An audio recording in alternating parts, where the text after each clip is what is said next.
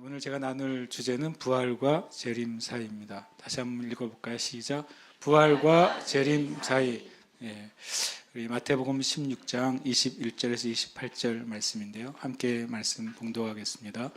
이때로부터 예수 그리스도께서 자기가 예루살렘에 올라가 장로들과 대제사장들과 서기관들에게 많은 고난을 받고 죽임을 당하고 제3일에 살아나야 할 것을 제자들에게 비로소 나타내시니 베드로가 예수를 붙들고 항변하여 이르되 주여 그리 마옵소서, 이 일이 결코 주께 미치지 아니하리이다. 예수께서 돌이키시며 베드로에게 이르시되 사탄아 내 뒤로 물러가라. 너는 나를 넘어지게 하는 자로다. 네가 하나님의 일을 생각하지 아니하고 도리어 사람의 일을 생각하는도다 하시고, 이에 예수께서 제자들에게 이르시되 누구든지 나를 따라오려거든 자기를 부인하고 자기 십자가를 지고 나를 따를 것이니라. 누구든지 제 목숨을 구원하고자 하면 잃을 것이요 누구든지 나를 위하여 제 목숨을 잃으면 찾으리라. 사람이 만일 온 천하를 얻고도 제 목숨을 잃으면 무엇이 유익하리요? 사람이 무엇을 주고 제 목숨과 바꾸겠느냐? 아버지의 영광으로 그 천사들과 함께 오리니 그때 각 사람이 행한 대로 갚으리라. 진실로 너희에게 이르노니 여기 서 있는 사람 중에 죽기 전에 인자가 그 왕권을 가지고 오는 것을 볼 자들도 있느니라. 아멘.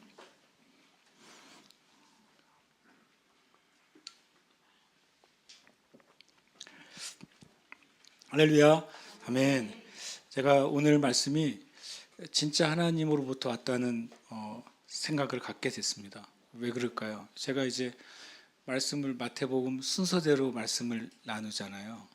근데 오늘 딱 말씀이, 오늘 본문이요, 제가 정한 게 아니라, 제가 지난주 다음 주가 부활주일이니까 부활주일 말씀을 좀 나눠야 되겠다라고 찾았는데, 그리고 이제 순서대로 지난주에 한 말씀, 그 다음 말씀을 읽고 나서 깜짝 놀랐어요.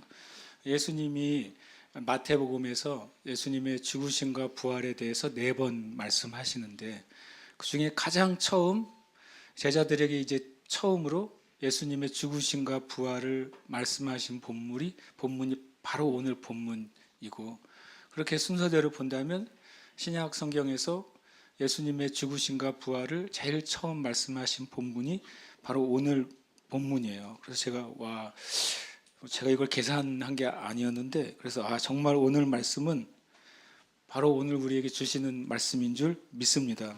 그래서 우리가 한 사람 한 사람이 저를 포함해서 오늘 말씀을 그대로 받고 다른 사람이 아니라 오늘 나에게 주시는 말씀으로 받으시기를 축복합니다. 아멘. 제가 제목을 부활과 재림 사이라고 말씀을 나누게 됐습니다. 사실 현재 모든 인류의 삶은, 특별히 신약의 교회 성도들은 바로 예수 그리스도의 부활 이후의 삶을 살고 있는 것입니다. 맞습니까? 그리고 모든 교회, 또 모든 성도들, 실은 모든 이 땅의 인류는 예수님의 재림 때까지만 살 수 있습니다. 그러니까 모든 역사가, 모든 이 땅에 이루어지는 모든 일은 우리를 기준으로 했을 때, 지금 현재를 살아가는 우리를 기준으로 했을 때 다 예수님의 부활하심과 예수님의 재림 사이에 일어나는 사건이고 일어날 사건인 것입니다. 그래서 실은 정말 이것이 중요한 것이죠. 마치 우리가 예수 그리스도의 부활 이후의 삶을 산다는 것이 어떤 의미인지, 그리고 그 의미하는 바가 무엇인지를 아는 사람이 많지 않고 그 의미를 깊이 생각해 보지 못하고 사는 경우가 너무 많다는 사실을 제가 깨닫게 됐습니다. 그래서 저는 오늘 말씀을 통해서 예수 그리스도의 부활 이후를 살아가는 교회와 성도들이 부활 이후의 신앙생활의 진짜 변화가 무엇인지 깨닫게 되고, 또 예수 그리스도의 재림 때까지 우리가 어떻게 살아야 되는지 함께 나누고자 합니다. 저와 여러분이 이것을 깨달을 때 지금 말세 때를 살아가는 그리스도인들이 참된 그리스도인의 삶이 무엇인지, 또 하나님께 우리의 삶이 정말 하나님께 칭찬받는 삶, 하나님의 말씀과 약속과 축복이 성취되는 삶을 살고 또 그 은혜를 전하는 삶을 살게 될 줄 믿습니다. 그럼 아까 제가 질문한 것처럼 모든 인류와 또 교회와 성도들은 예수 그리스도의 부활 이후의 삶을 살고 있다는 것이 무슨 의미겠습니까? 그 의미는 예수님께서 죽으시고 부활하신 이후에 신앙의 표준이 바뀌어졌다는 것입니다. 지극히 당연한 말이죠. 실은 예수님, 우리가 BC와 AD를 얘기할 때 예수님 태어나기 전을 BC라고 그러고 예수님이 태어난 이후를 AD라고 하지만 실은 진짜 큰 변화는 태어난 것도 있지만 예수님이 부활하신 이후인 것입니다. 예수님이 부활하신 이후에 모든 인류의 신앙의 표준과 부활하신 이후에 신앙의 표준은 완전히 달라진 것입니다. 그것은 뭐냐면 바로 율법의 시대에서 바로 복음의 시대로 바뀐 것입니다. 오늘 예수님 복음을 전하신 것은 공생애 때부터 전하셨습니다. 주님이 복음에 대해서 하나님 나라에서 말씀하신 것은 십자가를 지시기 전에 말씀하셨어요. 그러나 복음에 대해서 하나님의 나라에 대해서 말씀하신 것이 실제로 역사하고 성취되고 역사하기 시작한 것은 부활 이후의 사건인 것입니다. 부활하신 이후부터 주님이 복음서에서 약속하시고 말씀하신 모든 것이 실제가 된 거예요. 그래서 부활은 우리의 삶 가운데 신앙의 표준이 완전히 바뀌어진 것이죠. 그것은 무슨 의미냐면 더 이상 부활 이후에는 율법의 행위가 하나님께 의를 얻는 수단이 되지 못하게 된 것입니다. 예수님의 부활 이후에는 이제는 예수 그리스도를 믿은 그리스도인들이 이제는 구원받은 자들이 자발적으로 더 하나님의 법을 지키는 시대가 된 것입니다. 다시 말하면 의를 얻기 위해 율법을 지키는 시대에서 의를 얻었기 때문에 하나님의 법을 지키는 시대로 신앙의 표준이 완전히 실은 뒤집어진 것입니다. 그것은 우리가 지극히 당연하게 말하지만 그러나 이것이 우리의 삶에 실제 얼마나 영향을 주는지는 많은 사람이 실은 잘 알지 못하는 부분이 있습니다. 바로 예수 그리스도의 부활을 통해서 예수님이 행하신 것이 바로 사망과 죄와 저주와 심판으로부터 그것이 우리를 완전히 구원하신 것입니다. 그 사실을 여러분 믿음으로 고백하시길 축복합니다. 예수님이 부활하셨기 때문에 사망의 권세는 저와 여러분에게 역사하지 않습니다. 예수님께서 부활하셨기 때문에 죄의 권세도 저와 여러분에게 역사하지 않게 되었습니다. 예수님께서 부활하셨기 때문에 모든 율법의 저주, 그 율법의 저주 안에는 질병도 있습니다. 율법의 저주 안에는 가난도 있습니다. 율법의 저주 안에는 우리의 삶에 역사하는 모든 마귀의 일이 있는 것입니다. 그것이 더 이상 역사하지 않게 되었습니다. 이것이 부활이라는 것이 가져다준 놀라운 변화예요. 그런데 만약에 그리스도인들이 여전히 죄의 짐에 눌린 것처럼 살고 있다면, 그리스도인들이 여전히 이 땅에 율법으로부터 풀어진 그런 모든 사망과 심판과 또 어둠의 세계 안에 눌려 있다면 주님이 부활하신 것 자체를 우리가 더 묵상해야 되는 것입니다. 여러분 삶 안에 그것이 있다면 계속 그것을 묵상하세요. 제가 나오는 것처럼 부활은 죄로부터 저주로부터 사망으로부터 심판으로부터 나를 완전히 자유케 한 사건입니다. 그것은 과거에 일어난 사건이고 여전히 그 효력이 역사하는 사건이에요. 기독교에만 이 온전한 부활이 있는 것입니다. 기독교에만 예수님만 부활한 것이 아니라 기독교에만 예수님을 믿는 모든 사람도 예수님처럼 부활한다고 말씀하고 있는 것입니다. 이것이 기독교의 복음의 유일성 중에 하나예요. 여러분 이 사실을 굳게 믿기를 축복합니다. 예수님이 부활하셨기 때문에 나에게는 죄가 더 이상 역사하지 않는다. 예수님이 부활하셨기 때문에 모든 율법의 저주는 나에게 역사하지 않는다. 마귀가 아무리 우리의 삶 가운데 그것을 속일지라도 속이는 것과 실제는 다른 것입니다. 심지어 우리가 어떤 면에 속았다 할지라도 주님이 부활을 통해 하신 일이 바뀌어지지 않는 것입니다. 그러니까 그 기반에 서 있을 때 우리가 믿음 안에서 우리가 승리하는 삶을 살 수 있는 줄 믿습니다. 이 부활을 통해서 예수를 믿은 사람들 안에 성령님이 내주하시게 된 줄 믿습니다. 성령님이 내주하게 된 그리스도는 결코 정죄함이 없다고 성경은 말합니다. 성령님이 내주하게 된 그리스도인에게는 결코 사망의 법이 역사하지 않고 작동하지 않는다고 말씀합니다. 성경은 생명을 주시는 생명의 성령의 법이 예수 그리스도를 믿고 그 안에 성령이 내주하게 된 그리스도인에게 역사하는 법이라고 말합니다. 여러분은 그 법칙 안에 살고 있는 것입니다.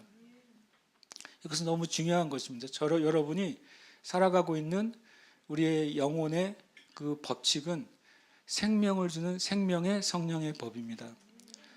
우리는 하나님의 아들의 나라로 옮겨졌다라고 성경은 말씀하고 있어요. 이 사실을 아는 것만으로도 우리는 대부분의 마귀의 공격에 대해서 우리는 자유로울 수 있습니다. 이것은 정말 중요한 진리예요. 저와 여러분이 내가 하나님의 아들의 나라로 옮겨졌다. 내가 더 이상 사망을 주는 법 안에 살아가지 않고 생명을 주는 성령의 생명의 법 안에 살고 있다. 내가 예수 그리스도와 함께 하늘의 보좌에 지금 나의 영적인 지위는 앉아 있다. 이 사실을 진짜로 아는 것만으로도 우리는 마귀의 대부분의 공격으로부터 보호받습니다. 왜 그러냐면 하나님의 아들의 나라 안으로 마귀가 들어올 수 없기 때문에 그렇습니다.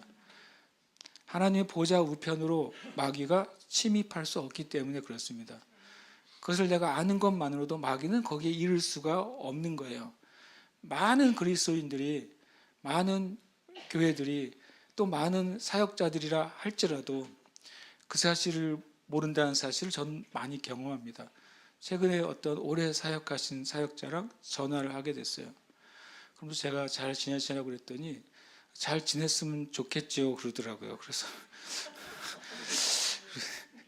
왜요? 그랬더니 자기가 건강하다고 생각했는데 어떤 검진을 받았더니 자기 몸에 문제가 있대요. 이게 이렇게 말씀도 잘하시고 멀쩡하신데요. 그랬더니 검사를 해보니까 자기 멀쩡한데 검사를 해보니까 자기의 그 핏줄에 혈전이 좀 있다. 그래서 이게 막히면 큰일 난다라고 말했다는 거예요. 그래서 그러면서 뭐라고 하냐면 어쩔 수 없죠. 저한테 그랬어요. 제 마음이 너무 무너졌어요. 어쩔 수 없죠. 이건 내 몸을 제 마음대로 할 수는 없잖아요. 하나님께 맡겨야죠. 그러더라고요. 그래서 거기다가 제가 믿는 자에겐 권세가 있습니다라고 말하면 굉장히 전화가 힘들어질 것 같아가지고 굉장히 힘들어질 것 같았어요. 그래서 제가 알겠다고 내가 기도하겠다고 끊었는데 제가 진실을 알게 됐어요. 이 사실이요. 예수님이 부활하신 그 사건이 가져다 주던 의미. 그러니까 입버릇처럼 말하잖아요. 죄와 사망의 권세를 예수님이 깨뜨리시고 부활하셨다. 근데 그거는 입버릇처럼 말하는 것은 예수님 일이에요. 내 일은 아니야. 나는 아직 십자가에 안 죽었어요. 나는 아직 부활을 안 했어요. 그래서 열심히 십자가를 지고 가는 삶이 부르심을 따라 사는 삶이 아니라 내가 지금 골고다를 올라가는 거예요. 아직 안 죽었어요. 그러니까 계속 말하는 거죠. 나에게 일어난 일을 내가 어쩔 수가 없어요. 그렇게 말하는 순간 예수님이 부활하심으로 우리에게 가져다 주신 것을 내가 나에게 가져오지 않고 있는 거예요. 그것이 더 실은 안타까운 것이죠. 예수님이 우리의 구원과 우리의 인생을 위해 더 하실 일이 있습니까? 없잖아요. 주님이 모든 인류를 위해서 또 하나님의 우리의 구원을 위한 모든 약속을 성취하시기 위해서 주님이 지금 더 하실 일이 있습니까? 없습니다. 왜냐하면 다 이루셨기 때문에 그렇습니다. 다 이루셔서 더 하실 일이 없어요. 그러니까 우리가 믿음으로 산다는 것은 주님이 지금 무엇을 만들어 주신 달라고 기도하는 게 아니라 주님이 다 이루신 것을 내가 믿음으로 받는 겁니다. 주님이 다 이루신 것을 믿음으로 가져다 쓰는 거예요. 그 사실을 아는 것만으로도 실은 대부분의 마귀의 거짓과 공격으로부터 우리는 보호받을 수 있습니다. 그래서 우리가 하나님의 나라는 죽어서 가는 나라가 아니라 바로 믿는 자가 그 심령 안에서, 믿는 자의 삶 안에서 하나님의 나라를 누리는 줄 믿습니다. 그래서 우리는 더 이상 의롭게 되기 위해서 교회를 가거나 또 더 의롭게 되기 위해서 봉사하고 헌신하고 헌금하는 자들이 아닌 것입니다. 반대로 우리는 내가 구원받은 하나님의 자녀이기 때문에 주님께 나와 예배하는 것입니다. 내가 구원받은 의인이기 때문에, 그리고 구원받은 하나님 나라의 백성이기 때문에 하나님 나라를 위해 헌신하고 우리의 것을 드리고 즐겁게 봉사하는 것입니다. 우리가 주님의 나라 백성이기 때문에 더 봉사하고 헌신할수록 우리 안에 기쁨과 감사가 넘쳐나는 줄 믿습니다. 여러분, 주님을 섬기는데 그 일이 기쁘지 않다면 주님을 섬기는 것이겠습니까? 하나님 아버지께서 이 땅에 하나님의 자녀들이 주님을 위해 애쓰고 힘쓰고 헌신하고 봉사하고 자신의 것까지 다 내어드리는데 얼굴이 정말 죽을 상이 돼가지고 그렇게 한다면 하나님 아버지가 그것을 정말 기쁘게 여기시겠습니까? 그것은 정말 하나님 아버지 우리가 모르는 것입니다. 우리는 주님을 섬길수록 성경에서는 우리 안에 기쁨과 감사가 넘쳐난다고 분명히 말씀합니다. 우리가 다른 형제와 자매들을 위해 우리가 헌신하고 우리의 것을 내어줄수록 우리가 주님의 자녀이기 때문에 오히려 더 주지 못하는 것이 안타까운 것이지, 우리의 것이 사라지고 나의 시간과 에너지를 쏟는 것을 아까워한다면 그것은 실은 주님의 이름으로 우리가 주는 것이 아닙니다. 부활 이후에 우리의 삶이 완전히 바뀌어졌다는 사실을 여러분 그것을 받아들이시길 축복해요. 불가역적인 일이 있잖아요. 되돌릴 수 없는 일. 부활은 되돌릴 수 없는 일입니다. 반대로. 부활로 통해 일어난 사건도 되돌릴 수가 없어요. 마귀도 되돌릴 수가 없습니다. 그렇기 때문에 우리가 부활을 통해 우리에게 주어진 것이 무엇인지 명확하게 알고 또 선포해야 되는 줄 믿습니다. 오늘 말씀해 보면 이때로부터라고 말합니다. 이때로부터 비로소 나타내셨다 표현합니다. 그러니까 주님의 기준으로 이제는 예수님의 죽으심과 부활에 대해서, 예수님의 재림에 대해서 말할 때가 됐다고 주님이 여기신 것입니다. 왜냐하면 바로 그 전에 사도 베드로를 통해서 예수님의 본질, 바로 예수님이 그리스도이시고 하나님의 아들이신 예수님의 어떻게 보면 정체가 명확하게 드러났기 때문에, 예수님에 대해서 명확하게 그 예수님의 메시아 되심이 명확하게 알려졌기 때문에 이제는 비로소 십자가, 부활 그리고 재림에 대해서 나눌 때가 되었다고 주님이 말씀하시는 겁니다. 성경에서 가장 큰 지혜가 뭔지 아십니까? 때와 시를 아는 지혜입니다. 그런데 그러면 때와 시 중에 가장 중요한 때와 시가 무엇입니까? 바로 예수 그리스도의 십자가와 부활과 재림의 때입니다. 십자가와 부활과 재림의 때를 아는 게 날짜를 아는 게 아니라 십자가와 부활과 재림의 때 안에 이 땅의 교회와 성도들이 어떻게 있어야 되는지를 아는 것이 때를 아는 지혜예요. 그러니까 제일 큰 지혜는 때를 아는 지혜인데 그 때 중에 가장 중요한 때는 예수 그리스도의 십자가 부활과 재림의 때인 것입니다. 오늘 주님이 나누신 이 말씀은 가장 중요한 진리인 것입니다. 우리가 이 사건을 알 때 주님이 죽으시고 부활하심으로 일어난 변화가 무엇인가, 주님이 다시 오실 때까지 내가 어떤 자세와 태도로 살아야 되는가, 그것을 아는 것이 때와 시를 아는 지혜예요. 그것이 바로 성경의 이사갈 집회가 가졌던 지혜예요.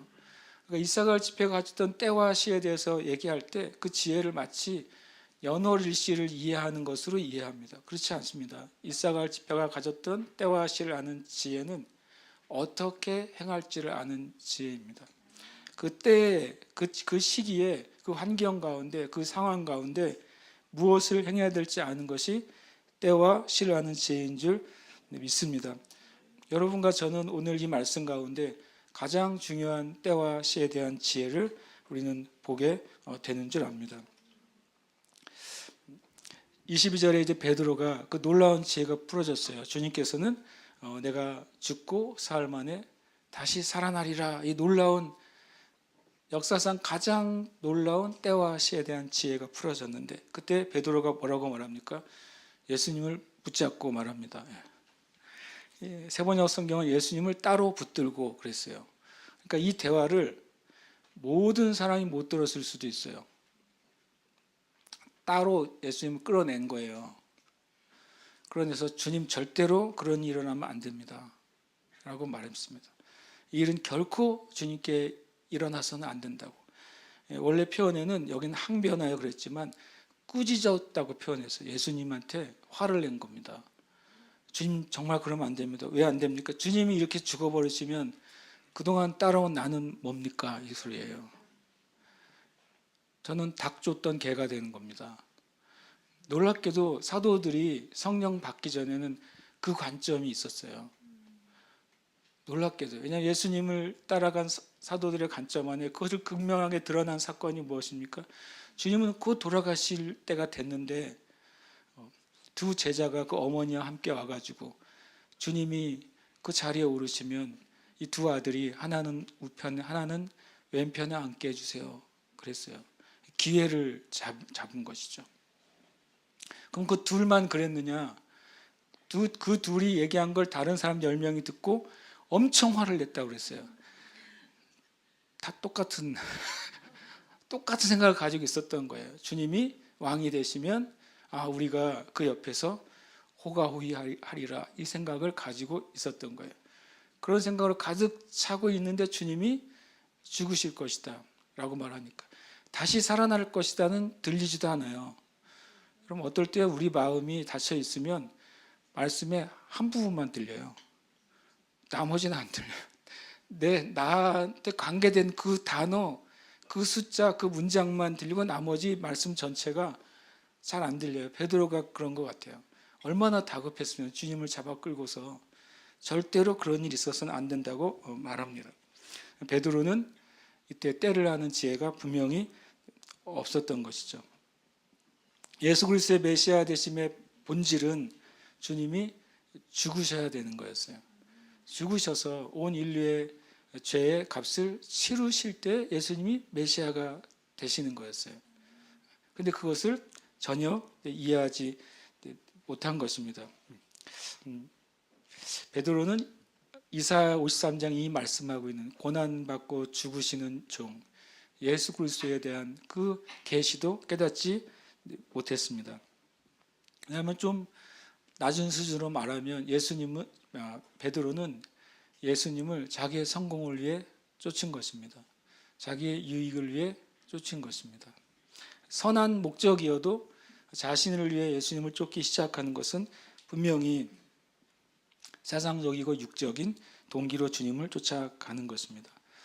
지금도 얼마나 많은 그리스도인들이 자기 자신도 모르게 베드로처럼 주님을 따라다니는데 주님을 위해 헌신도 하는데 궁극적으로는 나를 위해 주님을 섬기는 것입니다. 궁극적으로는 나의 육신적 세상적인 성취와 목적을 위해 주님을 섬기는 것입니다. 저와 여러분이 오늘 이 말씀 가운데서 우리의 신앙의 목적, 신앙의 순서가 바뀌시기를 축복합니다. 베드로도 바뀌었잖아요. 베드로도 바뀌었고 그가 자신을 위해서가 아니라 진짜 주님을 위해 사는 것이 정말 자기를 위해 사는 삶이라는 사실을 깨달은 것입니다. 이 말씀을 읽다가 참 놀란 것은 우리가 예수님에서 잘못 알게 되면요, 예수님에게까지도 무례하게 행동해요. 대단한 무례잖아요. 저는 고린도전서 13장 사랑장에서 제 마음에 가장 많이 이렇게 확 와닿는 것은 사랑은 무례하지 아니하며, 그 말이 엄청 다가오더라고요. 우리 사람의 삶 가운데 무례함은 사랑이 없는 증거구나라는 사실을 제가 알았어요. 다른 사람에 대한 무례함은 그 사람에 대한 존중과 사랑으로 내가 잊지 못하는 결과라는 사실을 제가 알았어요. 제가 저 자신이 그러더라고요. 제가 누군가에게 과거에 엄청 화를 내거나 했던 때를 가만히 보면 그 사람이 나보다 어른이시든 나와 동기이든 나보다 어리든 내가 그 사람을 정말 사랑하고 존중하지 않으면 나도 모르게 무례하게 했다는 사실을 깊이 깨닫게 됐어요. 남편도 아내도 서로를 존중하지 않으면 무례하게 행합니다. 근데 그거는 사랑의 문제예요. 성품의 문제가 아니라 습관의 문제가 아니라 사랑이 없음의 문제예요. 베드로가 예수님에 대한 계시를 자기도 모르게 입으로 말했으면서도 여전히 내 자아가 살아 있으니까 예수님께 이렇게 무례하게 돼요. 저는 이 고린도서 5장 16절을 굉장히 뼈아프게 읽은 적이 있어요. 그러므로 우리가 이제부터는 어떤 사람도 육신을 따라 알지 아니하노라. 비록 우리가 그리스도도 육신을 따라 알았으나 이제부터는 그같이 알지 아니하노라. 그 뒤에 말씀에 중요한 말씀 있잖아요. 그런즉 누구든지 그리스도 안에 있으면 새로운 피조물이라. 이전 것은 지나갔으니 보라 새 것이 되었도다. 이 말을 제가 뼈아프게 다가왔냐면 제가 이제 목사로 많은 선교사님들 섬길 때 내가 육신을 따라서 아는 삶으로 섬겼던 적이 있었다는 걸 제가 깨달을 때가 있어요. 사람을 육신의 관점으로 보는 거예요. 그러면 당연히 우리 성도들도 저를 육신의 관점으로 보지 않겠어요? 육적인 관계로 보는 거예요. 이렇게 말할 수 있잖아요. 우리 한 권사님, 이 세상에 가면 내가 선배인데 라고 말할 수도 있잖아요. 세상에서 보면 친구 먹을 나이인데 그럴 수도 있잖아요. 그렇죠? 그렇죠. 그러니까 우리가 예수 그리스도를 믿는 그리스도인들이 뭐 교회 안의 직분이나 사역이나 그거 상관없이 육신의 관점으로 보기 시작하잖아요. 그러면 하나님의 일을 보지 못해요. 근데 그것은 목사도 그렇고 사역자도 그렇고 누구나 마찬가지입니다. 그래서 제가 이 말을 하면 좀 이건 비밀인데 제가 다른 목사님과 교제하다가 반말하는 목사님하고는 저는 관계를 안 해요. 조용히 멀어져요. 반말할 수도 있죠. 근데 저는 저 개인적으로는 그게 제 마음에 굉장히 불편해요.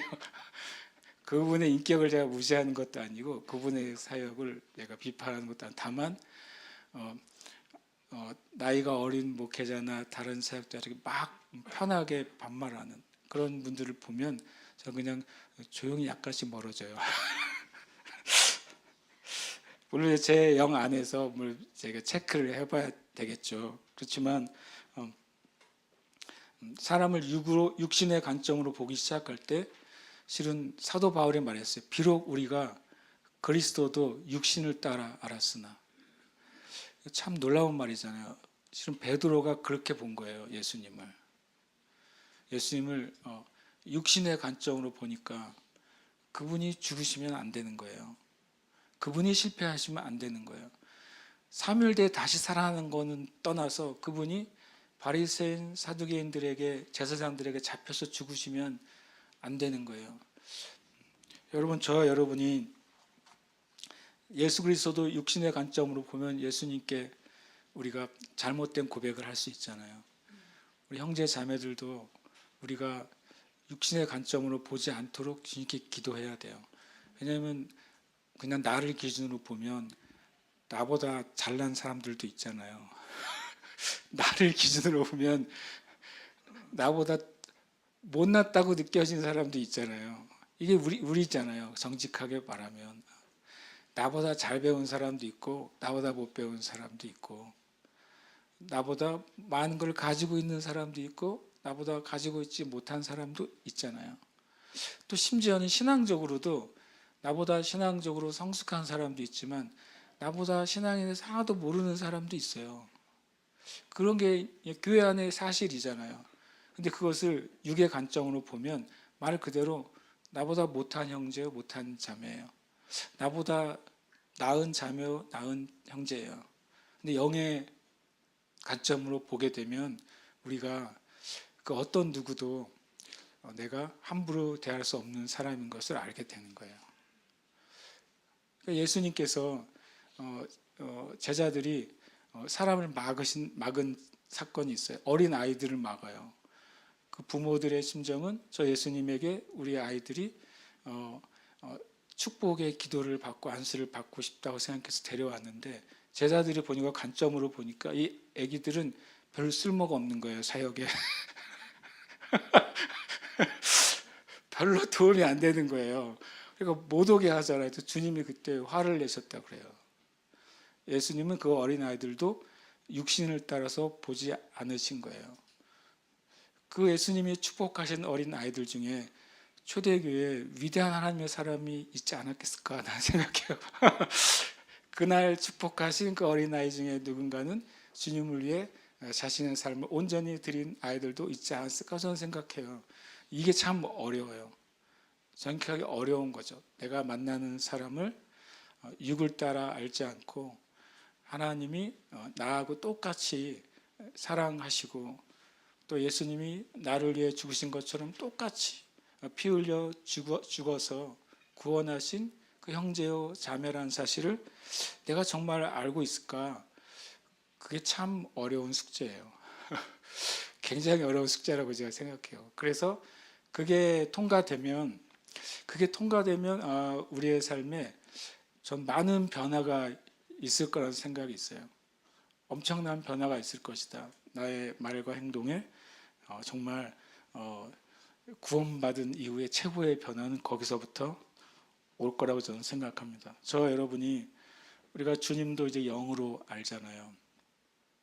다른 형제 자매들도 육신을 따라 보지 말고 예수님께서 피값으로 구원하신 존귀한 하나님의 자녀로 볼 수 있게 되시길 축복합니다.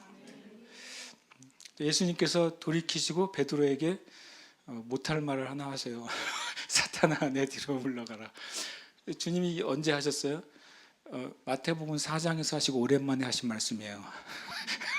마태복음 4장에서 진짜 사탄에게 사탄아 물러가라 말씀하시고 아주 오랜만에 사탄이 아닌 예수님을 쫓아온 베드로에게 사탄아 내 뒤로 물러가라 말씀하세요. 사단이 베드로를 통해 예수님의 사명을 막으려고 했어요.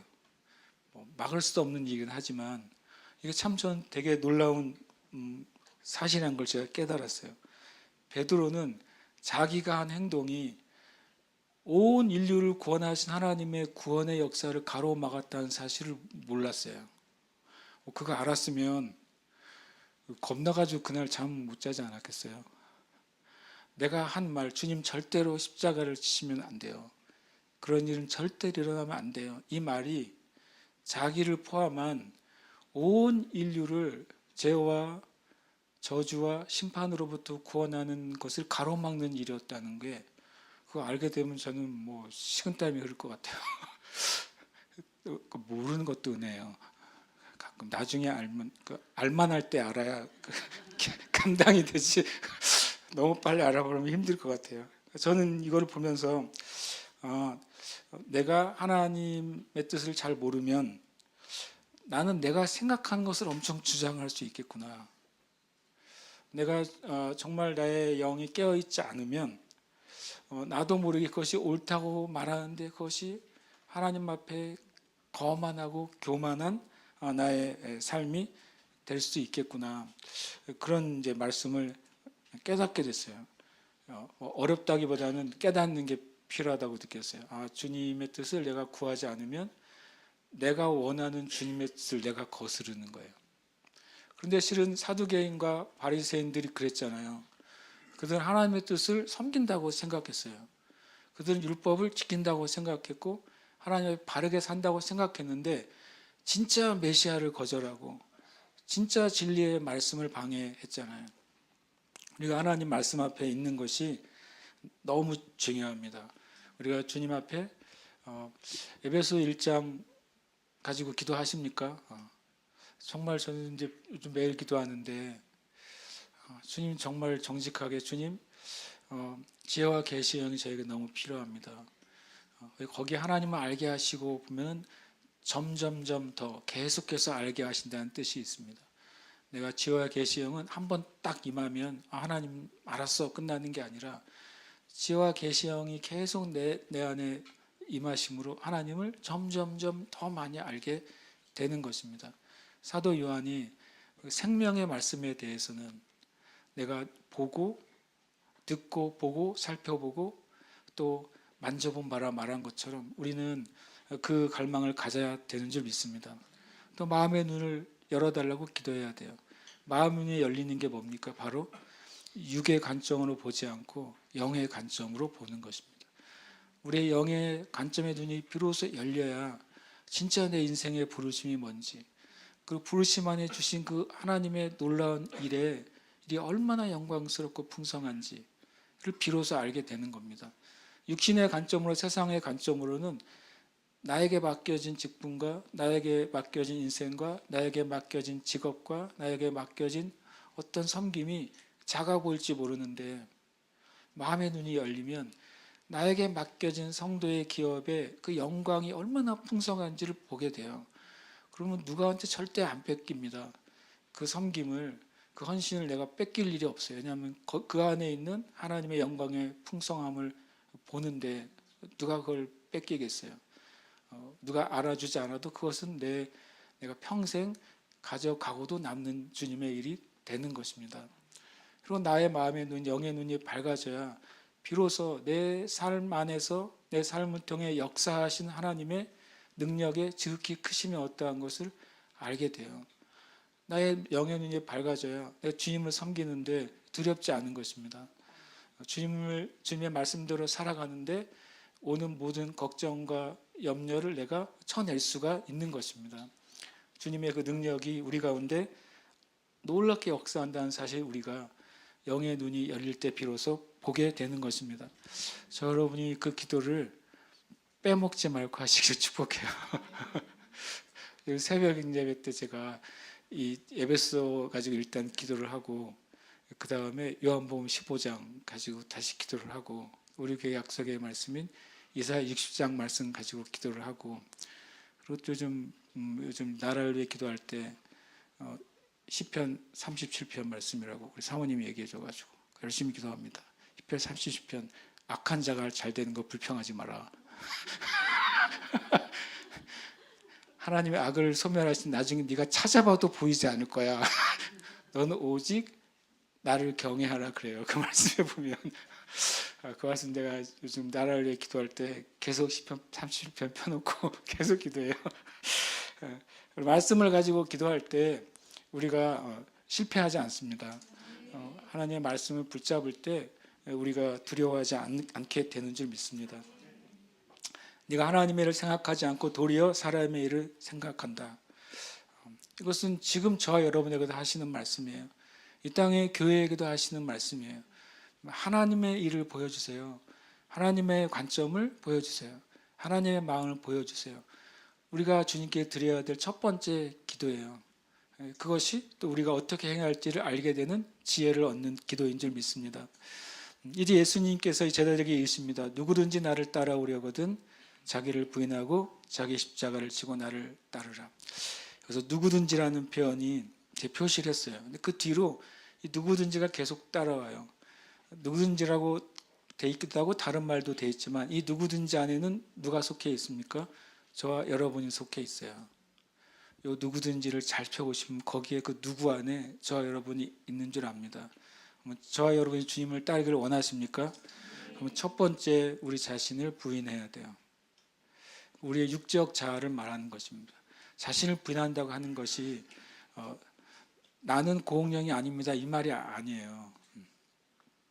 자기 자신을 부인하는 것은 뭐냐면 나의 육신의 소욕, 나의 육적인 욕망과 가치관과 하고자 하는 것을 포기하는 걸 말합니다. 그게 쉬운 것 같죠? 안 쉽습니다. 왜냐하면 내가 하고자 하는 게 있잖아요. 근데 그걸 포기하라고요? 내가 원하는 것을 일단 내려놓으라고요? 이게 쉬운 게 아니잖아요. 그리고 자기 십자가를 지고 나를 따를 것이니라. 자기 십자가를 지라니까 예수님 주신 십자가만 생각해요. 예수님 주신 십자가는 예수님만 질 수 있어요.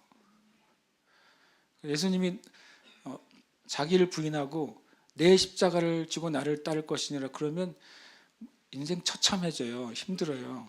어떻게 내가 예수님의 십자가를 져요? 그것은 역사상 딱 한 번에 끝난 사건이에요.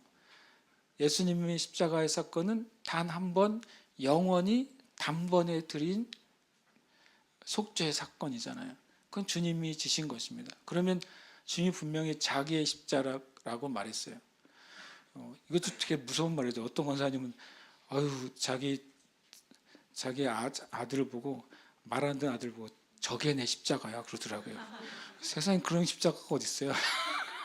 그건 십자가가 아니에요. 십자가는요, 예수님이 십자가를 어떻게 지셨어요? 순종해서 지신 거예요.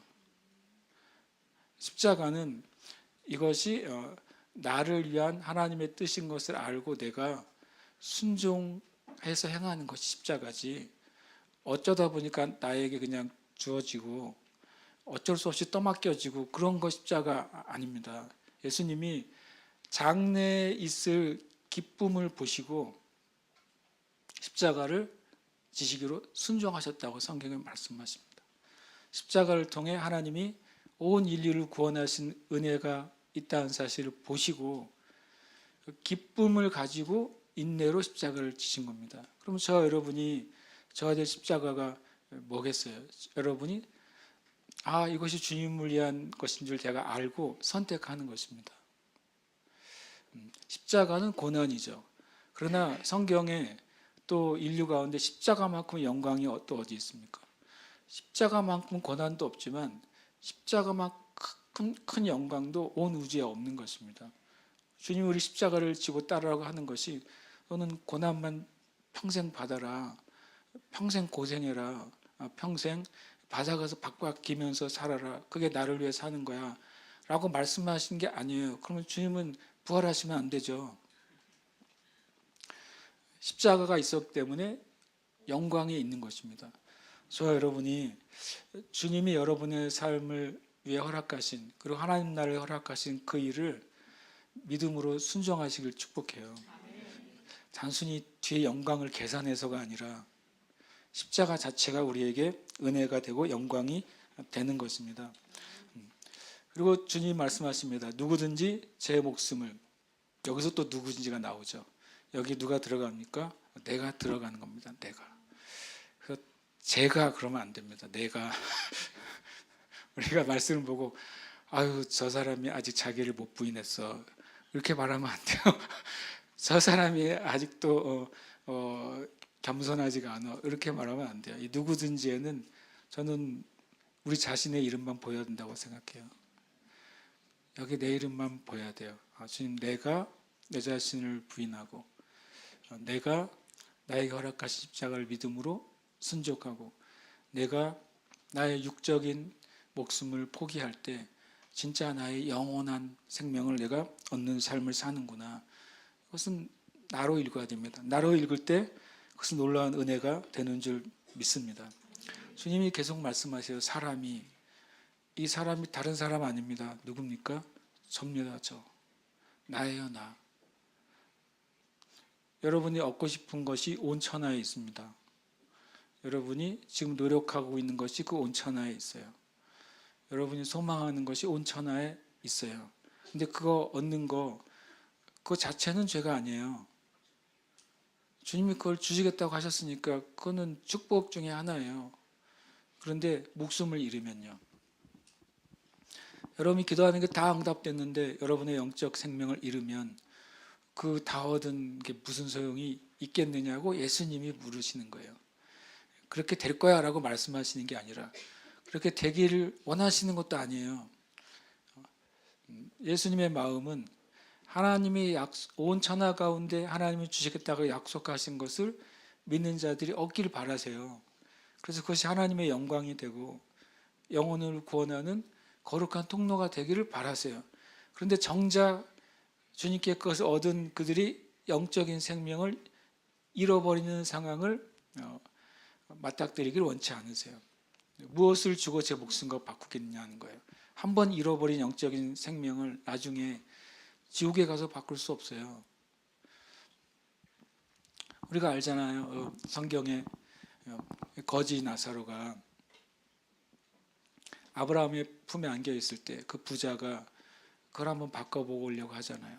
그건 안 되니까 남아있는 자기의 가족들까지라도 바꿔보려고 하잖아요. 성경은 안 된다고 그랬어요. 그런 일은 있을 수 없다고 말했어요. 이 말씀 되게 엄중한 말씀입니다. 사람이, 이것은 저와 여러분이에요. 만일 온 천하를 얻고도 우리의 영적인 생명을 잃어버리면 아무 유익이 없습니다. 그래서 아주 그냥 구호처럼 그러잖아요. 예수 죽음 내 죽음, 예수 부활 내 부활. 구호 같지만 참 진리라고 느껴져요. 내가 예수 안에서 죽고 예수 안에서 살아야, 그래 내가 진짜 내 인생의 의미가 있는 것입니다. 주님이 이때 재림까지 말씀하세요. 전 마태복음 16장이 놀라운 말씀을 느껴져요. 아직 재림이 뭔지도 몰라요. 제자들이요. 아직 예수님의 부활이 뭔지도 몰라요. 심지어 예수님이 죽는다는 의미가 뭔지도 몰라요. 그렇잖아요. 예수님 말씀에 예수님의 죽으심도 얘기하시고 부활도 얘기하시고 제자도도 얘기하시고 주님의 재림까지 얘기하세요. 때로는 우리가 깨닫지 못할 때라도 주님 말씀하시고 성령께서 그것을 깨닫게 하시는 거예요. 하나씩 하나씩 깨닫게 하십니다. 우리가 BIR 말씀 열심히 읽지만 읽는다고 다 깨달아집니까? 다 안 깨달아져요. 그런데 그것을 내가 읽고 내 마음에 두어두면 성령께서 하나하나 우리의 삶에 합당하게 열어주시는 거예요. 그래서 내가 주님의 은혜 안에 있게 되는 줄 믿습니다. 인자가 아버지의 영광으로 그 천사들과 함께 오시겠다고 그랬어요. 재림을 생각하세요? 죽을 날이 언제인지도 모르는데 재림은 근데 저는 제일 많이 생각하는 게 천국이에요.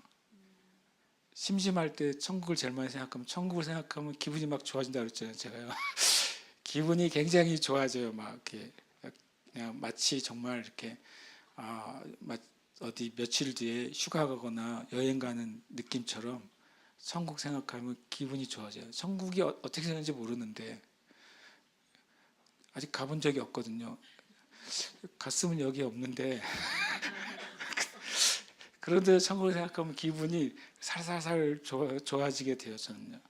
이 말이 정말 막 그 기대가 되고 흥분이 되는 말인 거예요. 인자가 아버지의 영광으로 그 천사들과 함께 오리니. 어떻게 오는지도 몰라요. 어떻게 오는지 아세요? 난 모르겠어요. 모르겠는 걸 모르겠다 그래야죠.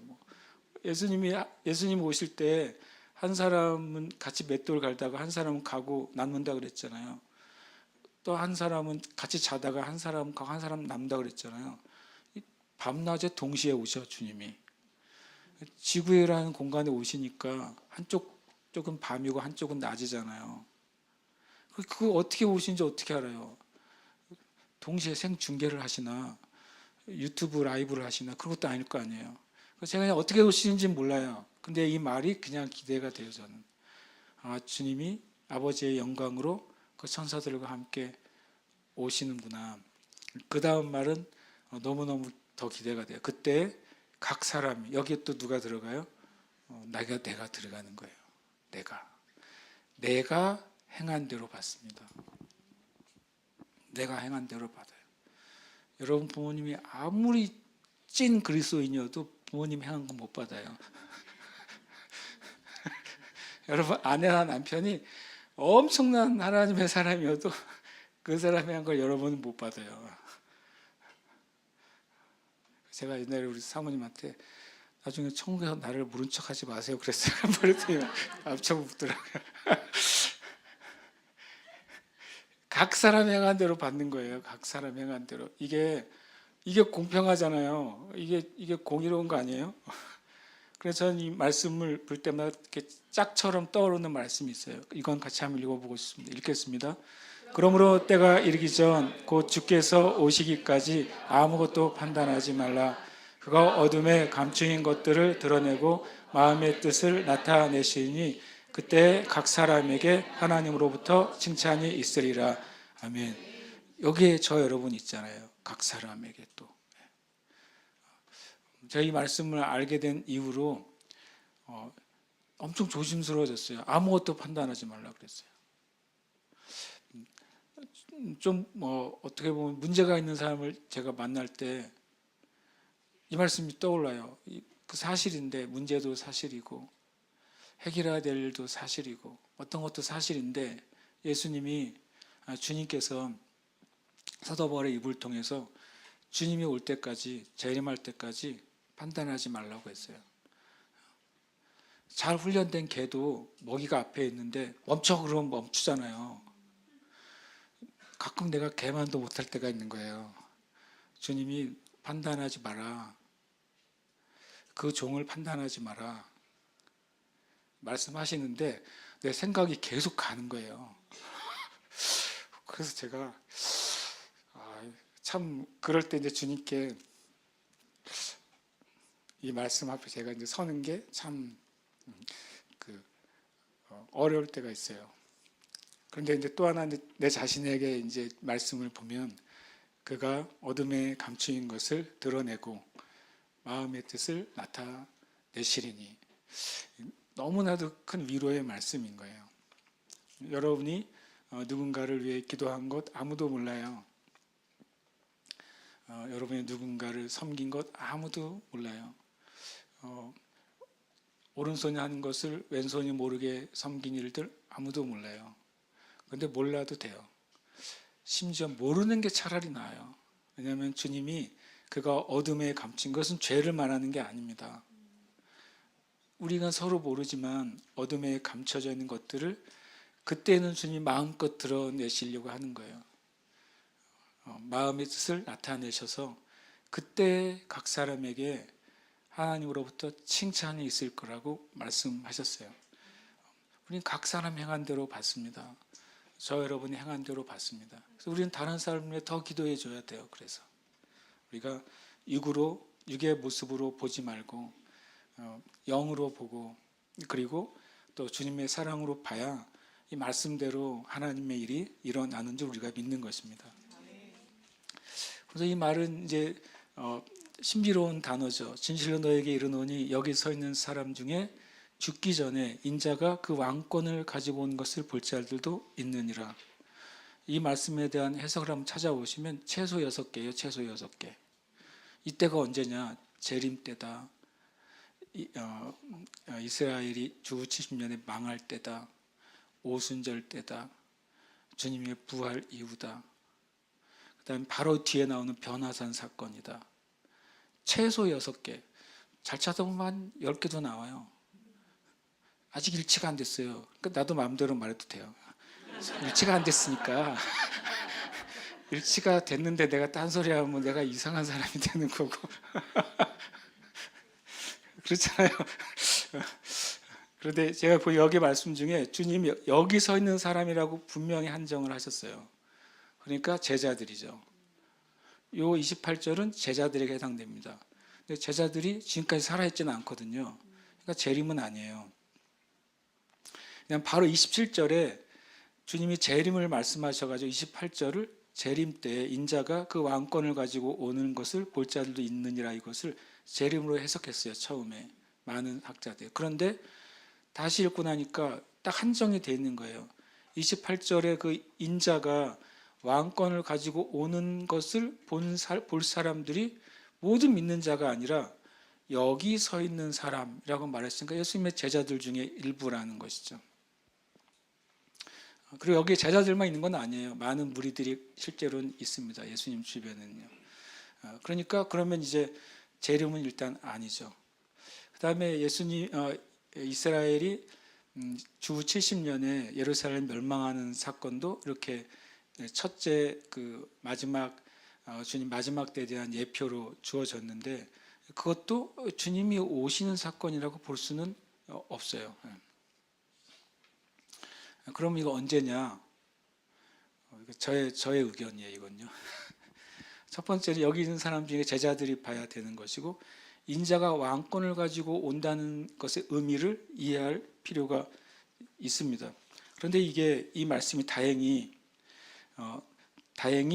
마태복음에만 있지 않습니다. 마가복음과 누가복음에도 있는데 그 표현이 사뭇 다르게 표현되어 있어요. 마태복음에는 여기 서 있는 사람 중에 죽기 전에 인자가 그 왕권을 가지고 온 것을 볼 자들도 있느니라 이렇게 말합니다. 마가복음에서는 여기 있는 사람 중에 죽기 전에 하나님의 나라가 권능으로 임하는 것을 볼 자들도 있느니라. 약간 이제 뉘앙스가 다릅니다. 마가복음은요. 여기서는 인자가 그 왕권을 가지고, 마가는 뭐라고 하냐, 하나님의 나라가 권능으로 임하는 것을 볼 자들도 있느니라 라고 표현했습니다. 똑같은 사건을 말할 때 누가복음에서는, 누가복음 9장 27절에 내가 참으로 너에게 이르노니 여기 서 있는 사람 중에 죽기 전에 하나님의 나라를 볼 자들도 있느니라 라고 말했습니다. 그러니까 이 마태, 마가, 누가복음에서 인자가 그 왕권을 가지고 오는 것은 하나님의 나라가 권능으로 임하는 것이고, 또 바로 하나님의 나라를 보게 되는 것을 말합니다. 그러면 성경 가운데 하나님의 나라의 권능이 예수님을 통해 임하는 것을 실제로 경험하는 사건이 무엇일까 하는 것입니다. 저는 그래서 말씀 가운데 아주 쉽게 찾았어요. 의외로요. 마태복음 28장 18절 19절에 주님이 놀라운 선언을 하시는데요. 하늘과 땅의 권세를 나에게 뭐라고요? 주셨으니 선언하십니다. 인자가 그 왕권을 언제 받았냐면요, 예수님이 탄생하실 때 안 받으셨어요. 예수님이 침례 받으실 때 안 받으셨어요. 예수님이 십자가에서 죽으실 때도 안 받으셨어요. 부활하실 때도 안 받으셨어요. 언제 받으셨냐면 마태복음 28장 18절에서 받으셨어요. 성경의 순서를 따라가다 보면 주님이 부활하신 다음에 다시 하나님의 보좌에 올라가십니다. 마리아가 예수님을 잡으려고 할 때 내가 아직 아버지를 뵙지 못했다라고 말합니다. 그때까지 아직 안 받으셨어요. 그리고 하나님의 보좌에 올라갑니다. 그 어디에 나오냐고요? 히브리서에 나옵니다. 히브리서 주님이 단번에 영원한 속죄 제사를 드리시고 그것을 그림자가 아닌 실제 하늘에 있는 하나님의 성전에 자신을 드리십니다. 그리고 다시 내려오셔서 제자들을 만나신 것입니다. 그때 받으신 것입니다. 그리고 말씀하십니다. 내가 하늘과 땅의 모든 권세를 받았으니 그러므로 너희는 가서. 주님이 그때 받으셨어요. 그래서 저는 이 말씀이 그때 성취됐다고 봅니다. 여기 있는 사람들 중에 죽기 전에, 이 죽기 전에라는 말 하니까 자꾸 순교 생각하고 막 생각하는데 그냥 말 그대로예요. 이 중에 없는 사람도 있잖아요. 주님의 마태복음 28장 그 자리에 없는 제자가 가룟 유다가 있고, 그때 예수님 십자가에 못 박으라고 했던 수많은 무리들도 그 자리에 없습니다. 그 중에 주님의 승천을 목격한 사람들이 주님이 왕권을 가지고 하늘나라로 가버리시지 않으셨어요. 하늘과 땅의 권세를 어떻게 했습니까? 교회에 주시고 떠나셨어요. 주님이 하늘과 땅의 권세를 가지고 하늘에 올라가셨으면 우리는 그 하늘과 땅의 권세를 주장할 수가 없어요. 주님이 하늘과 땅의 권세를 교회에 위임하시고 하나님 보좌 우편에 계신 것입니다. 이번 달 믿음의 양식을 보시면 그 놀라운 계시가 엄청 잘 설명이 되어 있습니다. 예수님이 머리이시고 우리가 몸이에요. 머리가 무엇을 하고 싶으면 누가 움직여야 된다고 그랬습니까? 몸이 움직여야 된다고 그랬습니다.